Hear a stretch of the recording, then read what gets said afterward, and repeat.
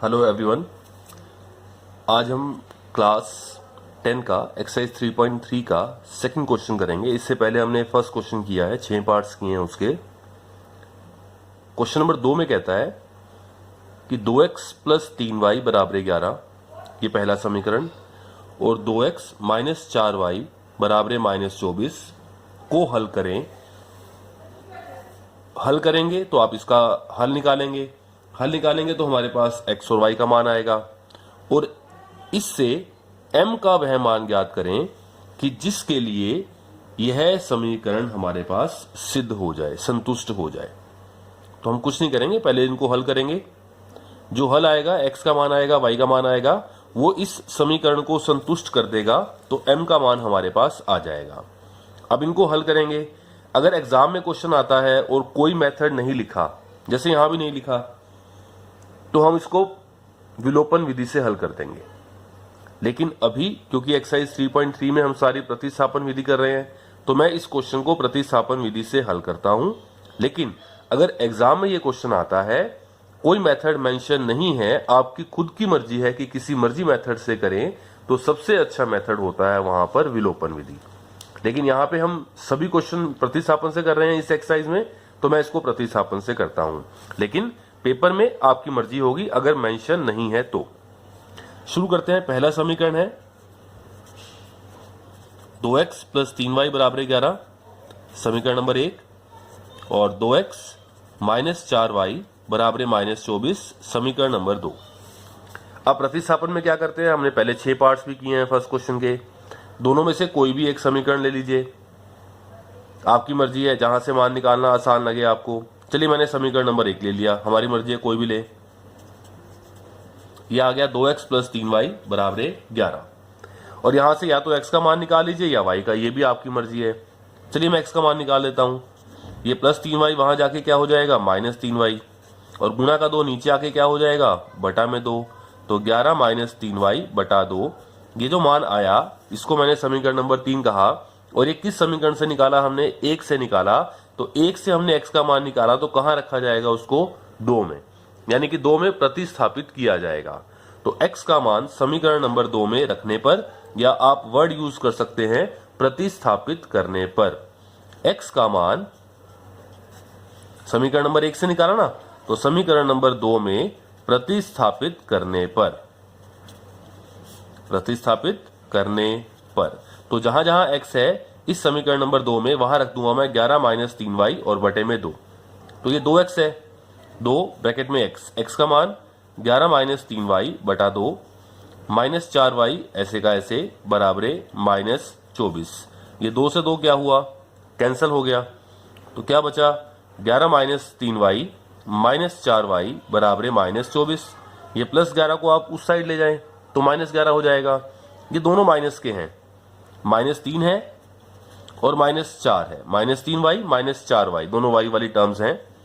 जब दो रकम माइनस की आ जाए तो निशान तो माइनस का आता है, लेकिन दोनों जुड़ जाएंगी तो माइनस 7 हो जाएगा।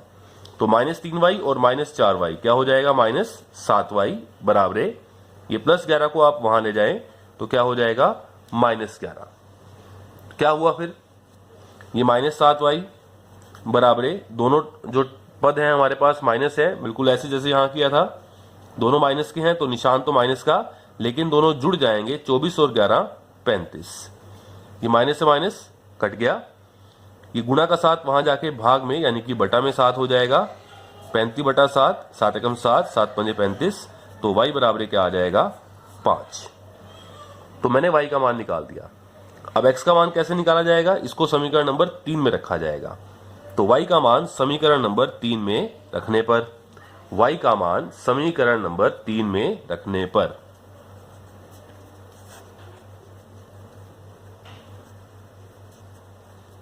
समीकरण नंबर 3 क्या है मेरे पास, x बराबर 11 माइनस 3y बटा 2, ये रहा। जहां जहां y है वहां पे आप रख दीजिए 5 और बटा में 2। 11 माइनस 3 पंजे 15 और बटा में 2, 11 माइनस 15। अब एक रकम हमारे पास माइनस की है और एक रकम हमारे पास प्लस की है। बड़ी रकम माइनस की है तो निशान माइनस का आएगा, और 15 में से 11 गया तो 4, तो -4 आएगा। 11 माइनस 15 -4 आएगा, क्योंकि बड़ी रकम माइनस की है तो निशान माइनस का, बड़े में से छोटा घटाएंगे तो 4 और बटा में 2 और 2 दूनी 4, तो मेरे पास x का मान आ गया -2। तो मैंने इन रैखिक समीकरण युग्म को हल कर दिया और मेरे पास जो हल आए हैं वो ये आ गए हैं, x बराबर है तो -2 और y बराबर है 5। ये इनका हल आ गया। तो उसने यही कहा था हमें कि आप इन समीकरणों को हल करें, इस और इस समीकरण को हल करें। मैंने हल कर दिया, हल निकाल दिया, x बराबर -2 आया और y बराबर 5 आया, और इससे m का वह मान ज्ञात करें जिसके लिए यह समीकरण संतुष्ट हो जाए। तो x और y का जो मान आपने निकाला है उसको इस समीकरण में रख दीजिए, अपने आप m का मान आ जाएगा। तो समीकरण है मेरे पास, मैं यही साइड में कर देता हूं। मेरे पास क्या समीकरण है, y बराबर mx प्लस 3 और मेरा हल क्या है, x बराबर -2 और y बराबर 5। तो जहां जहां x है वहां रख दीजिए -2, जहां जहां y है वहां रख दीजिए 5। इस समीकरण को संतुष्ट करेगा तो m का मान आ जाएगा। y का मान 5 बराबर m और ब्रैकेट यानी कि गुणा x का मान -2 और प्लस 3। तो यह आ गया मेरे पास 5 बराबर -2m प्लस का 3। आप ऐसे करें, इसको इस साइड कर लें, इसको इस साइड कर लें, एक ही बात है। तो मैंने इसको एक बार ऐसे कह दिया, -2m प्लस 3 बराबर 5। ये प्लस का 3 वहां जाके माइनस का 3 हो जाएगा। तो -2m बराबर 5, ये -3 हो गया। -2m बराबर प्लस का 5 है, माइनस का 3 है, बड़ी रकम प्लस किया तो प्लस का आएगा, और 5 में से 3 गया तो +2 आएगा। अब ये गुणा का -2 नीचे जाके भाग में हो जाएगा।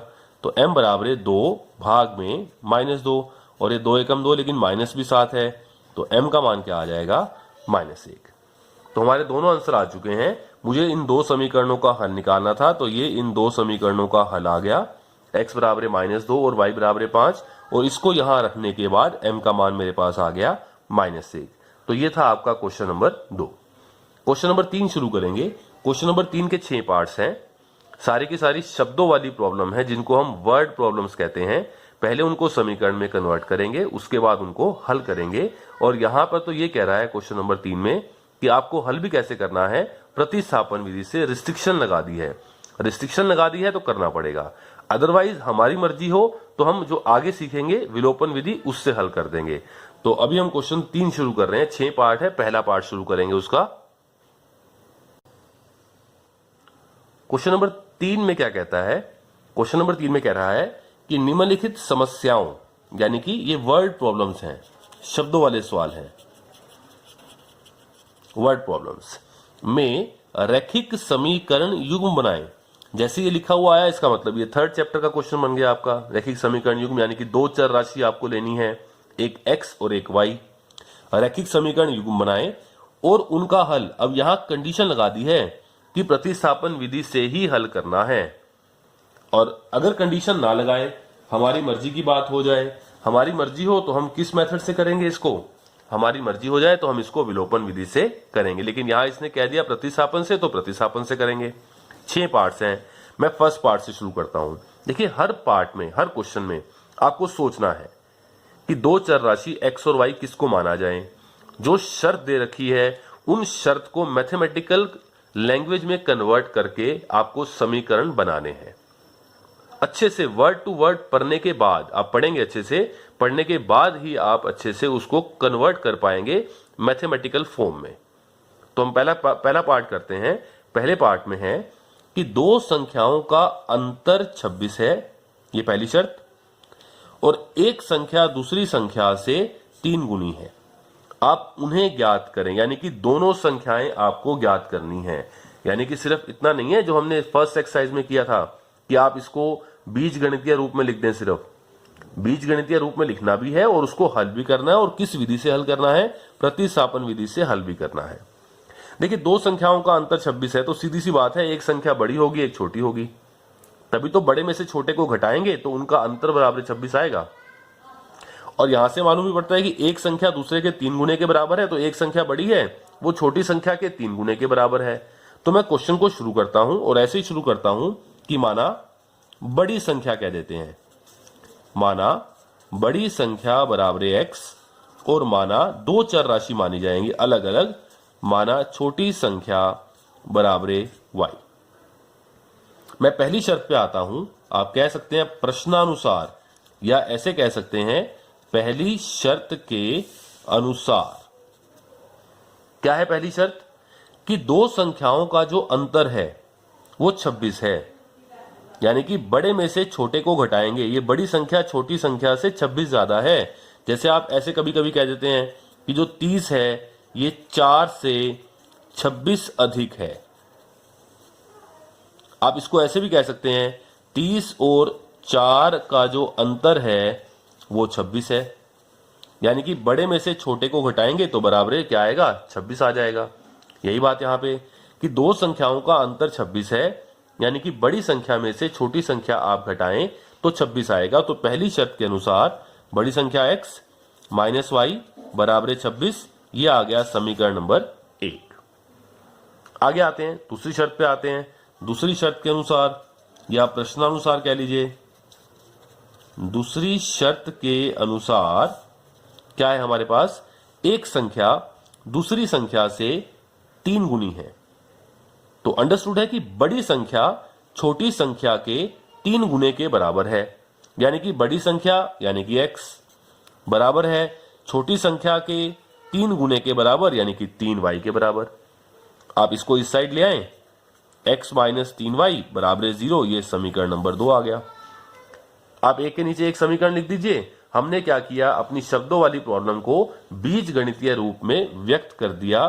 तो पहला समीकरण x माइनस वाई बराबर 26 और दूसरा x माइनस 3y बराबर 0, ये दो समीकरण मेरे पास आ गए। अब मेरे ऊपर शर्त है ये कि मुझे प्रतिस्थापन से हल करना है, तो कर देते हैं। दोनों में से कोई भी एक समीकरण लेते हैं, वहां से x या y का मान निकाल लेते हैं। और ये निकाल रखा था वैसे तो हमने, ये x बराबर 3y था तो सही। तो आप समीकरण नंबर 2 ही ले लो, यहां से x का मान आ गया, वहां जाके प्लस का हो जाएगा। 2 से लिया तो 1 में रख देंगे, प्रतिस्थापन से हल करना है। आप चाहें तो 1 भी ले सकते हैं और ये माइनस वाई वहां जाके प्लस वाई हो जाएगा, तो भी ठीक है, कोई प्रॉब्लम नहीं है। जो आपको अच्छा लगे, इसमें कोई प्रॉब्लम नहीं है। तो मैं फिलहाल समीकरण नंबर 2 ले रहा हूं। समीकरण नंबर 2 क्या है? x माइनस 3y बराबर 0, ये माइनस का 3y वहां जाके प्लस का 3y हो गया, बड़ा आसान था। और मैंने जो x का मान निकाला उसे हम क्या कहा करते हैं? समीकरण नंबर 3। ये x का मान मैंने किस समीकरण से निकाला? ये निकाला मैंने समीकरण नंबर 2 से। तो x का मान कहां रखा जाएगा? समीकरण नंबर 1 में। तो यहां लिख देते हैं x का मान समीकरण नंबर 1 में रखने पर, या प्रॉपर वर्ड आपको बताया था मैंने, 1 में प्रतिस्थापित करने पर। तो जहां जहां आपको x दिखाई दे समीकरण नंबर 1 में, वहां पे 3y रख दीजिए। तो समीकरण नंबर 1 है क्या मेरे पास? x माइनस वाई बराबर 26, ये समीकरण नंबर 1 है।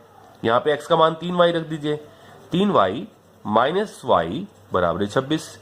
3y में से 1y घटाया, यहां पे 1 है, 3 माइनस 1 2y बराबर 26। और ये गुणा का जो 2 है ये वहां जाके क्या हो जाएगा हमारे पास? भाग में। तो y बराबर क्या आएगा? 26 बटा 2, ये कैंसिल हो गया 13 पे। तो y का मान क्या आ गया? 13। अब y का मान कहां रखेंगे? समीकरण नंबर 3 में। तो हमारे पास x का मान आ जाएगा। तो लिख दीजिए कि y का मान समीकरण नंबर 3 में रखने पर, समीकरण नंबर 3 क्या था? x बराबर 3y। तो जहां जहां आपको y दिखता है वहां पे आप 13 कह दीजिए, और 13 तिये क्या हो जाएगा? 39। तो x कितना आ गया? 39। तो लास्ट में जो मेरे पास आंसर है वो क्या आया? मेरे पास जो आंसर है वो आया x बराबर 39 और y बराबर 13। लेकिन यहां तक लिखना गलत है, क्योंकि ये वर्ड प्रॉब्लम है, शब्दों वाले सवाल हैं। तो आपको आंसर लास्ट में x और y में नहीं कहना, जो उसने पूछा है वैसा ही आंसर आपने देना है, शब्दों में आंसर देना है। और उसने ये पूछा था उन संख्याओं को ज्ञात करें, तो x y से मतलब नहीं है उसे तो अपनी संख्याओं से मतलब है। तो x का मतलब क्या था? बड़ी संख्या या पहली संख्या कह लो x, और y का मतलब क्या है? छोटी संख्या। तो आप लास्ट में आंसर क्या दे के आएंगे? आप कहेंगे लास्ट में संख्याएं बराबर 39 और 13, या ऐसे कह दीजिए कि बड़ी संख्या बराबर 39 और छोटी संख्या बराबर 13। ये आपका आंसर आएगा। आप चेक भी कर सकते हैं कि आपका आंसर ठीक है या गलत है। दो शर्तें थी आपके पास कि इन दोनों का अंतर 26, आप चेक करें है कि नहीं। 39 में से 13 घटाएं 26 आ रहा है, बिल्कुल ठीक है। दूसरी शर्त, क्या ये बड़ी संख्या दूसरी संख्या के 3 गुने के बराबर है। आप इसका 3 गुना करें, 13 तिया 39 इसके बराबर है, यानी कि बड़ी संख्या छोटे के 3 गुने के बराबर भी है। दोनों शर्तें आपकी पूरी होती हैं, यानी कि सवाल आपका ठीक है। आप लास्ट में ये आंसर चेक करके देख भी सकते हैं कि आपने जो क्वेश्चन किया है वो ठीक है या गलत है। तो ये आपका थर्ड क्वेश्चन का फर्स्ट पार्ट है। सेकंड पार्ट देखते हैं इसके बाद। सेकंड पार्ट है हमारे पास, वर्ड प्रॉब्लम है कि दो संपूरक कोणों में एक बड़ा कोण है एक छोटा कोण है। संपूरक है कोण। संपूरक कोणों में जो बड़ा कोण है वो छोटे कोण से 18 डिग्री अधिक है। या आप ऐसे भी कह सकते हैं कि बड़े और छोटे कोण का अंतर बराबर 18, यानी कि बड़े में से छोटे कोण को घटाएं तो बराबर क्या आएगा, 18 डिग्री आएगा। आप उन दोनों कोणों को ज्ञात करें, उन्हें ज्ञात करें। अब आप कहेंगे ये तो एक ही शर्त है, तो दो समीकरण कैसे बने। वास्तव में ये एक शर्त इस वर्ड के अंदर छुपी हुई है कि जो दो कोण हैं वो संपूरक कोण हैं। आपको ये परिभाषा याद होनी चाहिए कि दो कोणों को, अगर दो कोण आ जाएं तो इनको आप संपूरक कब कहते हैं, संपूरक कोण यदि इनका योग बराबर 180 डिग्री हो जाए। यदि दो कोणों का योग 180 डिग्री हो जाए तो उन्हें संपूरक कोण कहते हैं। एग्जाम्पल के लिए 100 डिग्री और 80 डिग्री। एग्जाम्पल के लिए 105 डिग्री और 75 डिग्री, 130 डिग्री और 50 डिग्री। तो ऐसे कोणों को बोलते हैं संपूरक कोण। तो पहली शर्त तो इस वर्ड के अंदर ही है। मैं मान लूंगा बड़ा कोण है x और छोटा कोण है y, तो पहली शर्त तो यहां से आ जाएगी, दोनों को जोड़ करेंगे प्लस करेंगे तो बराबर 180 डिग्री आएगा। अच्छा, ऐसे ही पूरक कोण भी होते हैं, पूरक कोण। और दो कोणों को पूरक कोण कहते हैं यदि उनका योग यानी कि जोड़ बराबर क्या आ जाए, 90 डिग्री। जैसे 40 डिग्री और 50 डिग्री, जैसे 45 डिग्री और 45 डिग्री, जैसे 70 डिग्री और 20 डिग्री। तो ये होते हैं पूरक कोण। तो मैं सवाल यहां शुरू करता हूं। दो कोण है, एक बड़ा है एक छोटा है। तो क्वेश्चन शुरू कर देते हैं। माना कि जो बड़ा कोण है वो बराबर है x, और x का मतलब भी क्या होगा, x डिग्री, डिग्री में बात कर रहे हैं हम। और माना छोटा कोण बराबर है y। पहली शर्त के अनुसार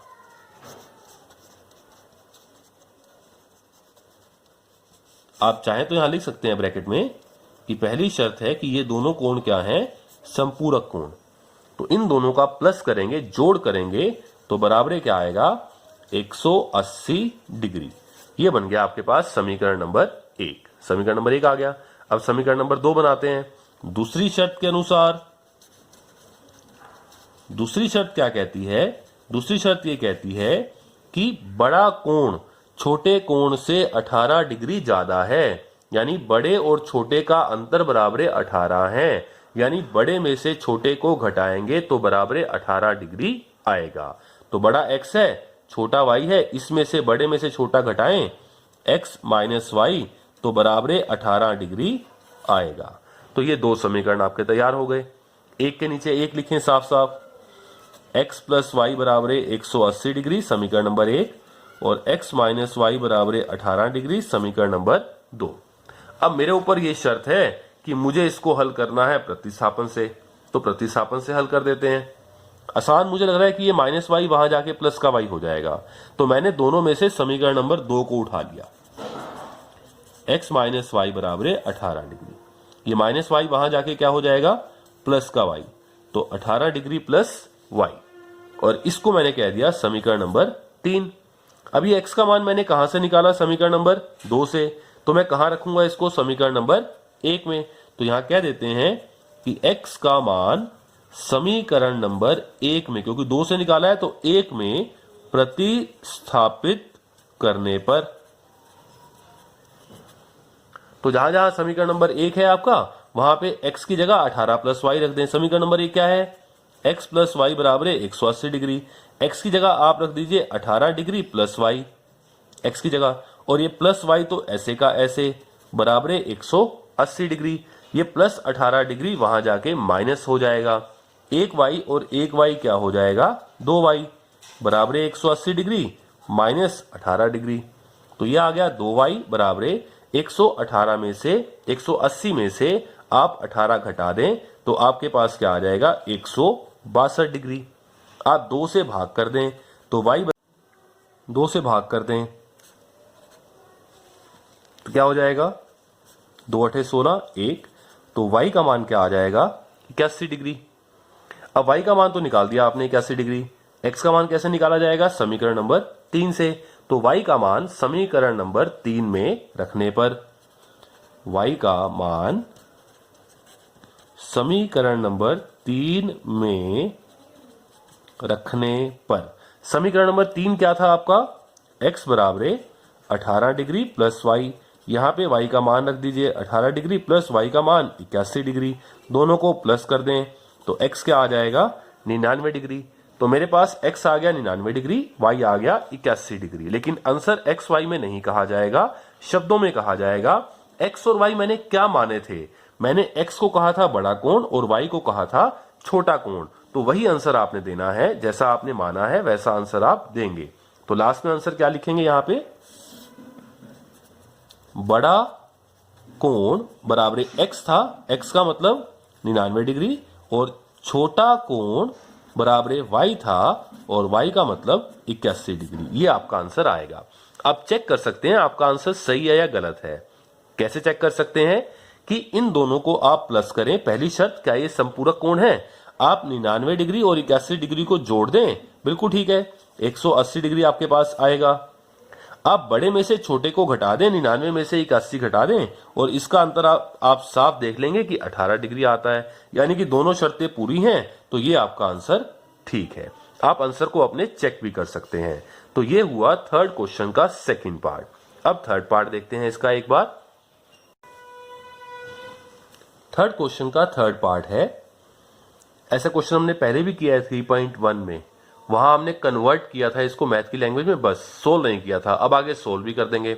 ये ऐसे क्वेश्चन है जहां 2 आइटम आती हैं, जैसे मेज और कुर्सी वाला सवाल, या कलम और एक पेन और एक किताब वाला सवाल, एक पेन ले लिया एक कॉपी ले ली ऐसा सवाल, कोई भी ऐसी 2 आइटम आ जाए, मेज कुर्सी का सवाल आ जाए, एक संतरा लिया अंगूर लिए 2 आइटम आ गई वो सवाल आ जाए, तो ऐसे सवाल जब भी आ जाए, यहां भी 2 आइटम्स हैं हमारे पास। देखिए, एक क्रिकेट टीम के कोच ने 7 बल्ले और 6 गेंदें 3800 रुपए में ली।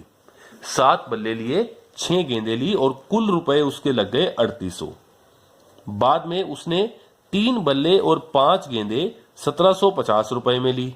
2 शर्तें हैं, 2 समीकरण, प्रत्येक यानी कि एक बल्ले और एक गेंद का मूल्य ज्ञात करें। हमने पहले भी किया था सवाल वाला, तो कैसे करेंगे, एक बल्ले और एक गेंद का मूल्य निकालना है तो शुरू यहीं से करेंगे हम सवाल को। हम कह देंगे माना एक बल्ले का मूल्य बराबर है x रुपए और माना एक गेंद का मूल्य बराबर है y रुपए। तो शुरू करते हैं क्वेश्चन को। पहले हम बना चुके हैं ऐसा क्वेश्चन, माना एक या प्रत्येक बल्ले का मूल्य बराबर है x रुपए और माना एक गेंद का मूल्य बराबर y रुपए। पहली शर्त के अनुसार, अब पहली शर्त के अनुसार क्या किया है उसने, 7 बल्ले लिए, एक बल्ले का मूल्य x रुपए तो 7 बल्लों का मूल्य 7x रुपए। 6 गेंदें ली हैं, एक गेंद का मूल्य y रुपए तो 6 गेंदों का मूल्य 6y रुपए। दोनों को प्लस कर दिया तो टोटल कितने रुपए दे के आया है, वो 3800 रुपए। तो ये पहली शर्त से पहला समीकरण हमारा तैयार हो जाएगा कि 7 बल्ले और 6 गेंदों का मूल्य दोनों को प्लस कर दिया तो 3800 आ जाएगा। तो पहली शर्त से क्या बना, 7x 7 बल्ले प्लस 6 गेंदे 6y और कुल रुपए लग गए 3800। ये बन गया हमारे पास समीकरण नंबर 1। दूसरी शर्त पे आते हैं। दूसरी शर्त के अनुसार क्या होगा हमारे पास, अब क्या किया है उसने, 3 बल्ले, एक बल्ले का मूल्य x है तो 3 बल्लों का मूल्य 3x रुपए, प्लस 5 गेंदें, एक का मूल्य y रुपए है गेंद का, तो 5 गेंदों का 5y, और कुल रुपए कितने लग गए 1750 रुपए। ये आ जाएगा आपके पास समीकरण नंबर 2। अब एक के नीचे एक समीकरण लिखा हुआ हमने लिख दिया यहीं पे। अब इसको हल करते हैं, और हल करने के लिए हमारे पास शर्त है प्रतिस्थापन विधि। तो दोनों में से कोई भी एक समीकरण ले लें। मान लीजिए मैंने पहला समीकरण ले लिया, पहला समीकरण ले लेते हैं 7x प्लस 6y और बराबर क्या आ जाएगा हमारे पास 3800। यहां से हल करें या x का मान निकाल ले या y का, ये भी आपकी मर्जी है। चलिए मैं x का मान निकाल लेता हूं। तो 7x बराबर 3800, ये प्लस 6y वहां जाके क्या हो जाएगा माइनस 6y, और गुणा का 7 वहां जाके क्या हो जाएगा भाग में। तो 3800 माइनस 6y बटा में 7, ये x का मान निकाला। इसे हमने क्या कह दिया समीकरण नंबर 3। अब ये x का मान कहां से निकाला समीकरण नंबर 1 से, तो कहां रखा जाएगा समीकरण नंबर 2 में। तो x का मान समीकरण नंबर 2 में रखने पर, तो रख देते हैं x का मान समीकरण नंबर 2 में रखने पर, या आप वर्ड यूज करें प्रॉपर क्या था प्रतिस्थापित करने पर। तो जहां जहां x है वहां पे ये रख देंगे हम 3800 माइनस 6y बटा में 7 समीकरण नंबर 2 में। समीकरण नंबर 2 है क्या 3x प्लस 5y बराबर 1750। तो जहां जहां x है वहां ये मान रखें 3 ब्रैकेट में, x का मान 3800 माइनस 6y बटा 7 और ये प्लस 5y ऐसे का ऐसे और बराबर 1750 ऐसे का ऐसे। अब ध्यान से सोल्व करना है। ये 3 और ये 7 कैंसिल तो नहीं होते, तो 3 को तो आप अंदर गुणा कर दें और ये 7 बटा में रह जाएगा। तो ये बटा में तो 7 रह गया, 3 से आप गुणा कर दें 0 0 4 3 3 9 और 2 11 माइनस 3 6 18y और ये प्लस 5y तो ऐसे का ऐसे और बराबर 1750 ऐसे का ऐसे। मैंने यहां बटा में 1 लगा दिया, यहां बटा में 1 लगा दिया। मैं ये 7 खत्म करूंगा, मैं एलसीएम लूंगा और बराबरे को भी साथ में ले लेते हैं। और बराबरे को अगर साथ में लेंगे तो आपको बाद में क्या करना होता है, जो बटा में एलसीएम होता है उसको छोड़ना होता है। 7 1 और 1 का एलसीएम क्या आएगा 7, और वो कहां लिख दिया मैंने बटा में।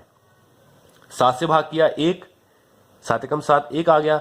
1 को ऊपर गुणा करें इन दोनों से, और 1 से गुणा कर लेंगे तब भी वही का वही रहेगा। 1 को इससे गुणा करेंगे तब भी वही का वही रहेगा 11400 और माइनस 18y। बीच में निशान क्या है प्लस का। 1 से भाग करें 7 1 7 7 और 7 से ऊपर गुणा करें 7 5 35y बराबर 1 से भाग करें 7 7 से ऊपर गुणा कर दें 0 7 5 35 3 49 और 3 52 5 और यह आ जाएगा 12250। अब एलसीएम लेते हुए अगर मैंने बराबर साथ में ले लिया तो बटे वाले को छोड़ दें, तो क्या आएगा 11400 माइनस 18y प्लस 35y बराबर 12250। अब ये प्लस 11400 वहां जाके क्या हो जाएगा माइनस 11400। इसको अगर आप देखें तो माइनस का तो 18 है और प्लस का 35 है। माइनस 18 प्लस 35, बड़ी रकम माइनस है या प्लस, आप देखेंगे बड़ी रकम प्लस की है तो निशान प्लस का आएगा, प्लस का निशान लगाने की जरूरत नहीं है। और बड़े में से छोटे को घटा दीजिए, 35 में से 18 गया तो प्लस 17 आपके पास आएगा। तो यहां पे आ गया प्लस 17y, ये प्लस 11400 उधर जाके क्या हो जाएगा माइनस 11400। घटा दीजिए इसको तो क्या आएगा ये 0 और ये 5, 12 में से 4 गया 8, 850। 17y बराबर 850 और ये गुणा का 17 वहां जाके क्या हो जाएगा भाग में, और ये 17 पंजे 85 और ये 0 ऐसे की ऐसे, यानी कि मेरे पास y का मान क्या आ जाएगा 50। y का मान 50 आ गया। y का मान कहां रखा जाएगा समीकरण नंबर 3 में, तो x का मान आ जाएगा। मैं यही करता हूं साइड में, और मैं यहां कहता हूं कि y का मान समीकरण नंबर 3 में रखने पर, y का मान समीकरण नंबर 3 में रखने पर, समीकरण नंबर 3 है क्या x बराबर 3800 माइनस 6y बटा 7। तो क्या आएगा x बराबर 3800 माइनस 6 ब्रैकेट में y का मान 50 और बटा में 7।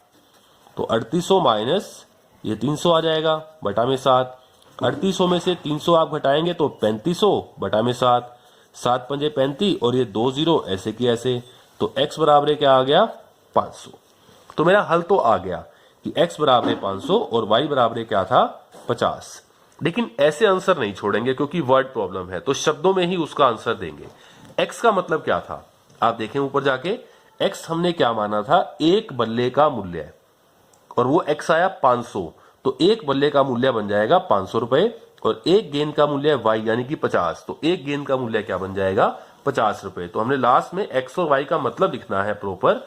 x का मतलब है, लास्ट में लिखेंगे एक बल्ले का मूल्य बराबर क्या आ जाएगा 500 रुपए, और एक गेंद का मूल्य y का मतलब क्या आएगा 50 रुपए। तो ये आपका थर्ड क्वेश्चन का थर्ड पार्ट हो गया। अभी 3 पार्ट इसके और पेंडिंग है।